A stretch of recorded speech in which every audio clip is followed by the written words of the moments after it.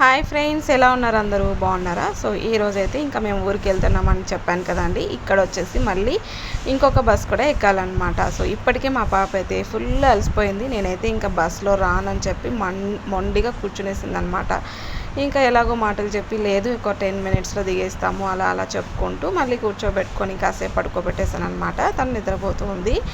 ఇప్పుడు వచ్చేసి ఇంకా విలేజ్లో ఫుల్ వర్షాలు పడినట్టున్నాయి. ప్రతి చెట్టు ఏది చూసినా బాగా ఫ్రెష్గా అనిపిస్తుందండి. చూడండి ఎంత పచ్చగా ఉన్నాయో మొక్కలన్నీ కూడా. సో అలా సరదాగా ఇంకా వెళ్ళిపోయాము. నేను కూడా ఫుల్ టైర్డ్ అయిపోయా. అసలే నాకు ట్రావెలింగ్ అంటే చాలా కష్టము, అసలు జర్నీ చేయలేనండి నేను.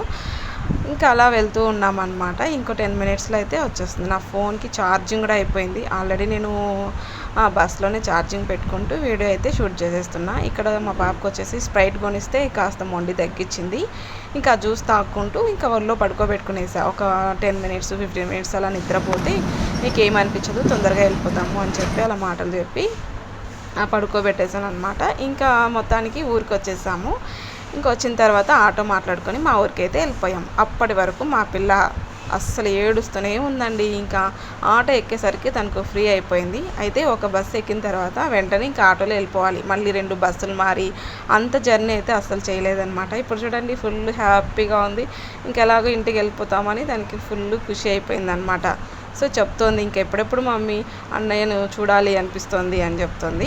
సో దగ్గరుంటే ఇద్దరు కొట్టుకుంటూనే ఉంటారు, కానీ దూరం అయ్యేసరికి అన్నయ్య గుర్తొస్తూనే ఉన్నాడనమాట దానికి.